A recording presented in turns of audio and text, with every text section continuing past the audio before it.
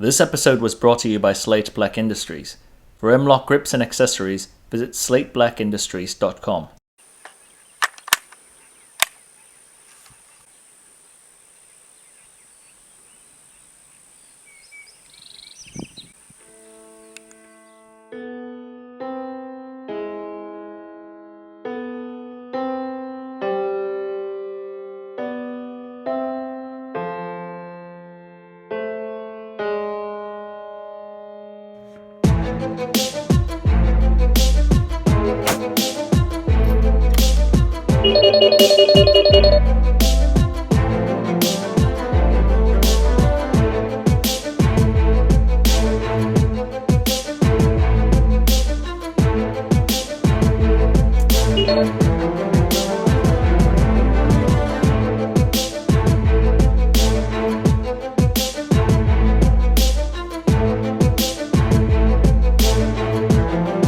All right, 103 time. A 103 with the 2X. Yeah.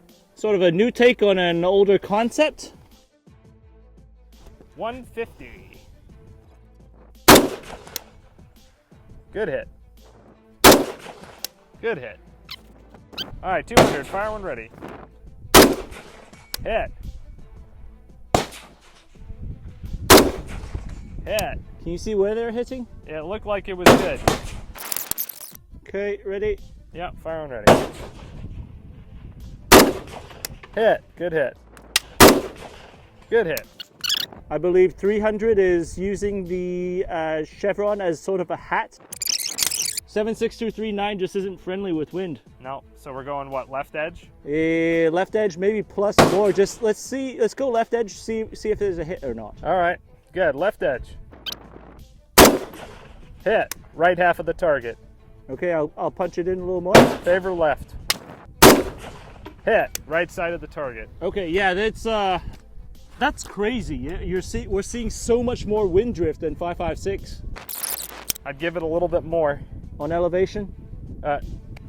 Well, both. Yes. Hit. Good center punch. Just that one was off the left side. Hit. Left side. 400. Those last two shots, your miss and then your hit, were both hits impacts were on the left half and then off the left side of the target. Okay. So at 400, you might try the same holds you just used to secure those impacts. Okay, and I'm gonna use a 400 dot for this one. Of course. Ready? Fire and ready.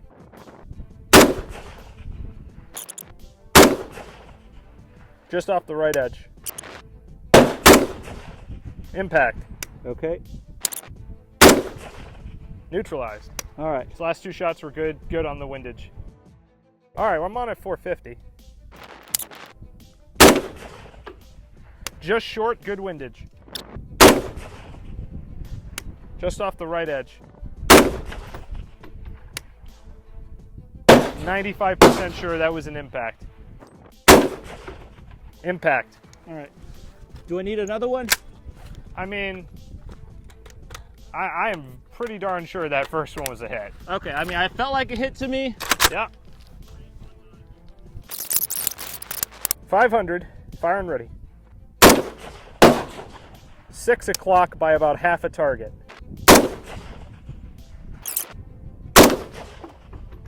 3 o'clock. Impact. Good center hit. Just right of center. That was at 8 o'clock. I think that hit the bar. Try again. Yeah.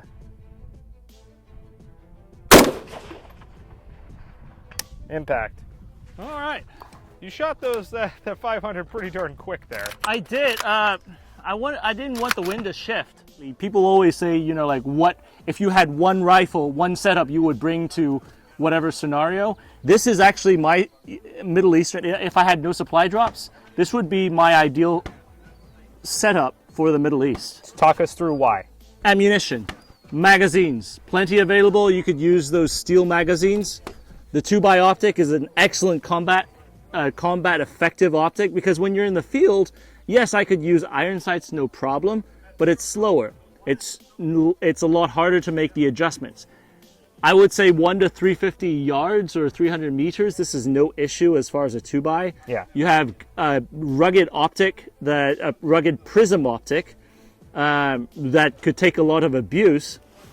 And basically, it's a very low maintenance platform that uses a lot of the local resources. On top of that, comparing this to the AKM or Type 56s, the standard 7.6239s, we're talking about a platform that has less recoil because of things like the muzzle brake and the way it's set up.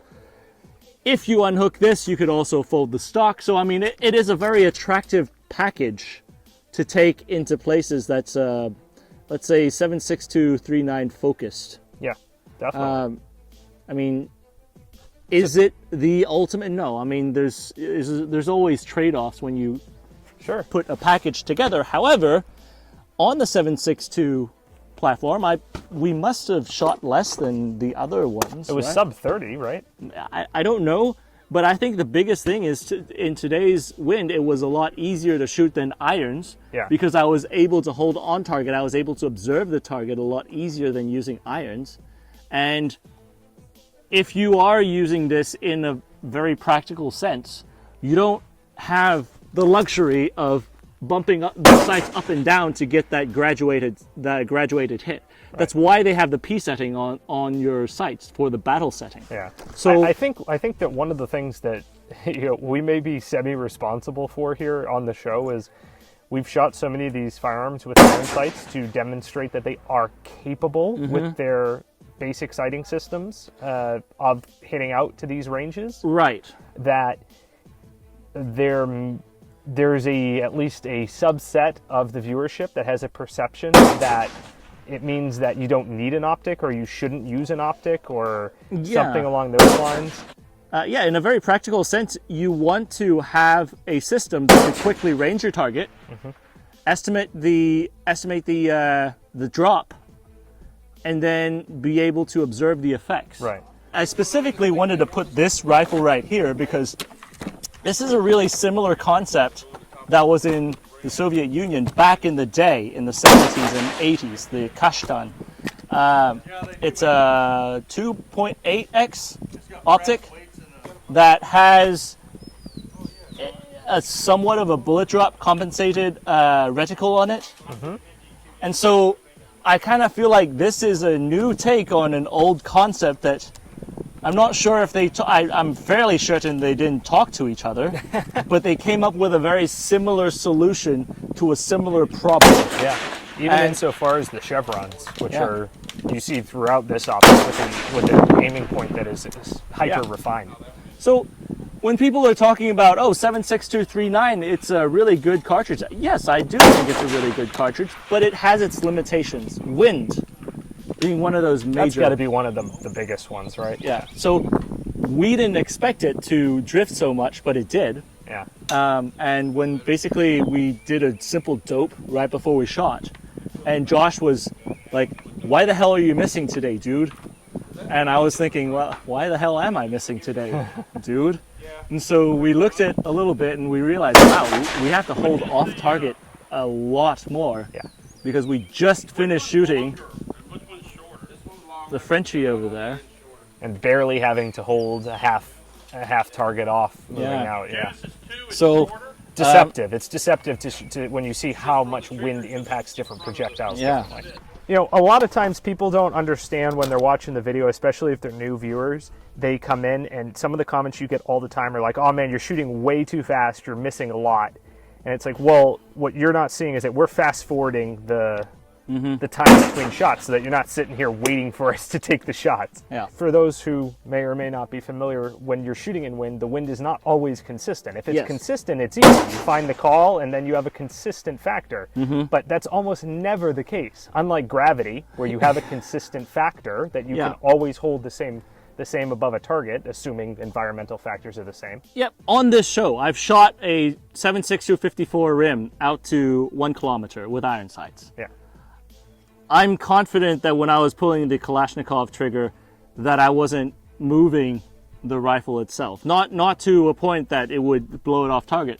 what I was more focused on at that point was that I'm adhering to the wind call that Josh was giving me and making sure that I was making those corrections before the wind shifted. That was a priority to me because this cartridge gets shifted so easily in the wind. So what is that print on paper for you? About 2.5 to 3-ish inches? More somewhere between 3.5 or so. So up to from 2.5 to 3.5 inches. Depending on ammunition, sure. Yeah. Right. Okay. So what we're talking about though then is that if we just call it 3 to be safe, when you go out to 500 yards, there's a 15-inch spread, which right? is larger than the size of the gong. Right. So that is the target size. So when Henry's shooting at it, the point of aim may be very good. It may be adhering to the call of the wind, but the deviation in the projectile based purely upon what the gun can do is that's another thing completely. I would say this is a pretty cool modern take on what I would say could very well become a line of Kalashnikov optics. Yeah. So, Well, sweet. Good run.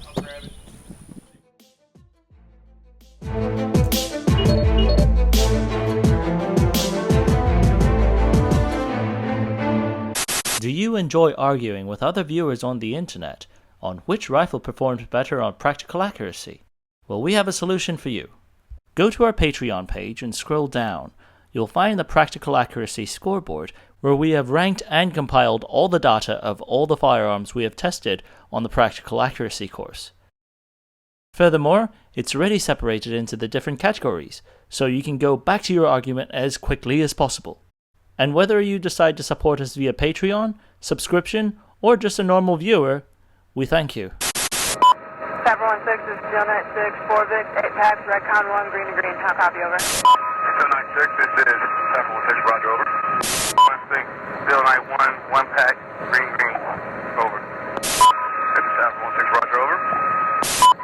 16, 2, 1 Victor, 2 packs, Redcon 1, over.